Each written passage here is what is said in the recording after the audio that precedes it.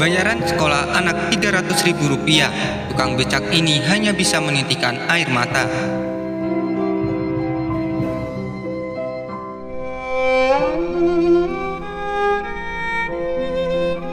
Menteri Pendidikan boleh jadi berulang kali diganti, kabinet boleh saja tiap tahun bongkar pasang, penguasa boleh saja antri berebut tahta. Namun, tetap saja carut-marut permasalahan pendidikan negeri ini tak kunjung membaik.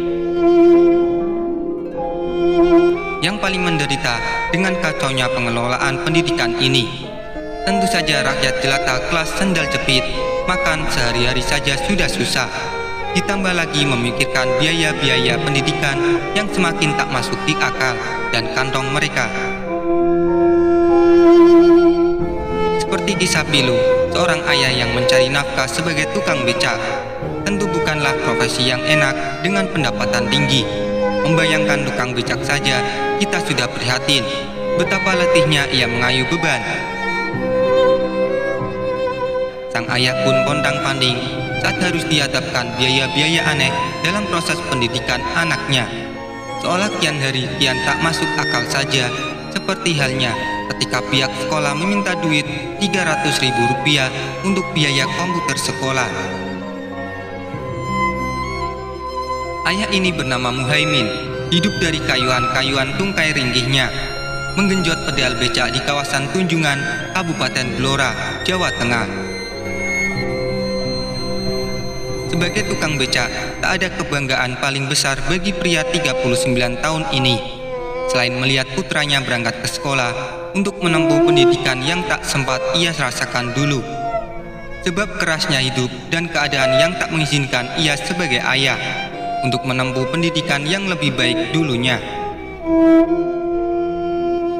Sekarang ia tak mau menjerumuskan putranya untuk berakhir menjadi tukang becak seperti dirinya. Sama sekali ia tak menginginkan itu terjadi. Muhaimin kerap bercerita tentang putranya. Anak saya sekolah di SMP Negeri 5 Blora. Dia 10 besar anak terpintar di kelasnya, sejak kelas 7 hingga sekarang, ujarnya bersemangat. Namun sejurus kemudian, semangatnya ayah ini meredup. Perlahan tampak kesedihan membayang di wajah letihnya. Matanya mulai tak mampu membendung pilu yang ingin tumpah. Sambil berkaca-kaca, ia bercerita.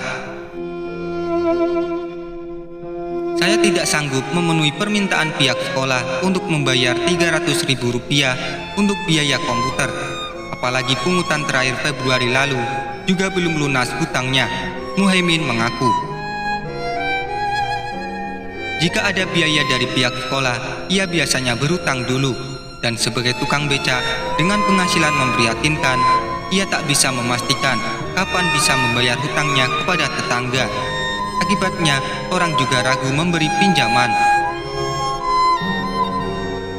Setiap kali pihak sekolah mulai meminta duit untuk ini dan itu, ia pun mulai bingung, pusing, dan kalang kabut. Beruntung jika ia dapat pinjaman. Namun masalah baru muncul, bagaimana mengembalikannya? Penghasilannya tidaklah besar, bisa makan sehari-hari saja, ia sangat bersyukur. Di sisi lain, ia juga tak mau anaknya harus putus sekolah. Ketika dikonfirmasi, pihak sekolah memang membenarkan adanya pungutan biaya komputer tersebut, namun hanya diperuntukkan kepada orang tua siswa yang mampu saja. Akhirnya pihak pemerintah Kabupaten Blora pun angkat bicara menjawab persoalan ini. Sekretaris Dewan Pendidikan Singgi Hartono menyatakan bahwa biaya komputer yang dibebankan SMP Negeri 5 Blora kepada orang tua siswa ini telah melanggar Permendikbud nomor 75 tahun 2016. Selain itu, pembelian komputer untuk sekolah ini sudah dianggarkan oleh pemerintah Kabupaten Blora sebesar Rp5,6 miliar. Jelas dan meyakinkan biaya tersebut ilegal dan melanggar undang-undang. Namun pihak SMP Negeri 5 Blora tetap bersikeras.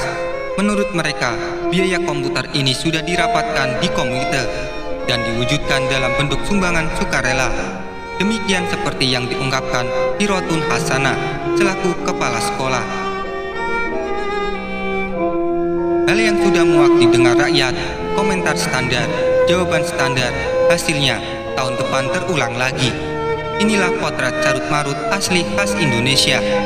Yang bersalah tak mau dipersalahkan, yang berwenang tak mau bertanggung jawab, yang berkuasa tak mau hilang wibawa, yang mampus ya rakyat jelata.